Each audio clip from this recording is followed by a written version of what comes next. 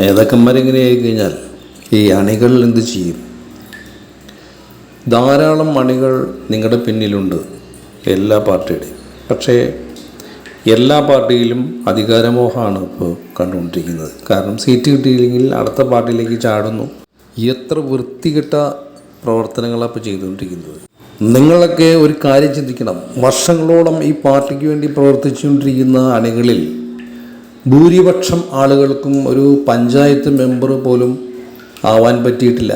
പക്ഷേ അതുപോലും കിട്ടാതിരിക്കുന്ന ഈ അണികളെല്ലാവരും ഇതുപോലെ മാറിയാലോ പാർട്ടി ഉണ്ടാവും? ചിന്തിച്ചു നോക്കൂ നിങ്ങൾ. അവർക്കൊക്കെ മാതൃകയാവേണ്ട നിങ്ങൾ ഇതുപോലെ കിടന്ന് ഒരു കുരങ്ങ് ചാടുന്ന മാതിരി അങ്ങോട്ടും ഇങ്ങോട്ടും ചാടിക്കളിച്ചാൽ അവസാനം എന്താവും പാർട്ടികളുടെയൊക്കെ അവസ്ഥ? നിങ്ങളൊന്ന് ആലോചിച്ചു. ഒരു പാർട്ടി എങ്ങനെയും വിജയിപ്പിച്ച് ആ പാർട്ടീനെ അമരത്തേക്ക് കൊണ്ടുവന്ന് അല്ലെങ്കിൽ അതിനെ ജയിപ്പിച്ചെടുക്കാനുള്ള പാട് വലിയ പാട് തന്നെയാണ്.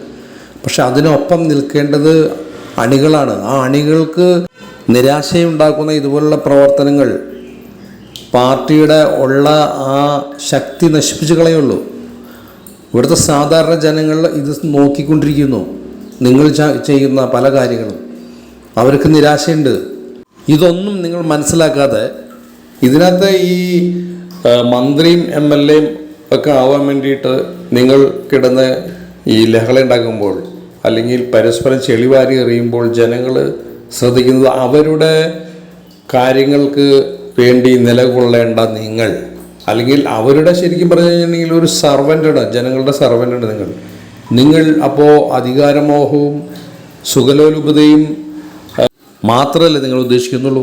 ജനങ്ങളുടെ ബുദ്ധിമുട്ടുകൾ, അവർക്ക് വേണ്ട ക്ഷേമം, അവർക്ക് വേണ്ട സൗകര്യങ്ങളൊക്കെ ഇത് ഒരുക്കി കൊടുക്കാൻ വേണ്ടിയല്ലേ നിങ്ങൾ മത്സരിക്കേണ്ടത്.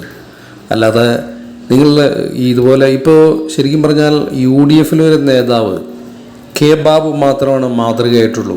ഇതിൽ ഞാൻ മത്സരിക്കുന്നില്ല, എനിക്ക് ഇത്രയും ഒക്കെ മതി എന്നുള്ള രീതിയിലൊരു നിലപാടെടുത്തൊരാൾ K. ബാബു മാത്രമുള്ളൂ. വേറൊരാൾ പോലും കേരള രാഷ്ട്രീയത്തിൽ ഇങ്ങനെ സ്ഥാനം മാറ്റി നിൽക്കാൻ ആഗ്രഹിക്കുന്നില്ല. ആരും പോലും. നമ്മുടെ മുഖ്യമന്ത്രിക്ക് പോലും എത്ര വയസ്സായി? അദ്ദേഹം ആ സ്ഥാനത്ത് നിന്ന് മാറാൻ ശ്രമിക്കുന്നുണ്ടോ? വളരെ മോശകരമായ അവസ്ഥയിലാണ് കേരളം. സാക്ഷരതയുടെ ഏറ്റവും ഉന്നതിയിൽ നിൽക്കുന്ന കേരളം എന്ന് പറയുന്ന സംസ്ഥാനത്തിനെ ഈ കാണുന്നത്. മറ്റുള്ള രാജ്യങ്ങളിലേക്ക് നമ്മുടെ മക്കൾ പഠിക്കാൻ പോകുമ്പോൾ അവർ തിരിച്ചു പറയുന്ന കുറേ റിപ്പോർട്ടുകളുണ്ട്. അവിടേക്കുള്ള MPമാരും അവിടെയുള്ള മന്ത്രിമാരൊക്കെ ചെയ്യുന്നത്, ജനങ്ങൾക്ക് വേണ്ടി ചെയ്യുന്ന കാര്യങ്ങൾ അവരിപ്പോൾ കാണാണ്. അവർ കണ്ടിട്ട് ആ മെസ്സേജുകൾ ഈ സോഷ്യൽ മീഡിയ വഴി ഇങ്ങോട്ട് അയക്കുന്നുണ്ട്.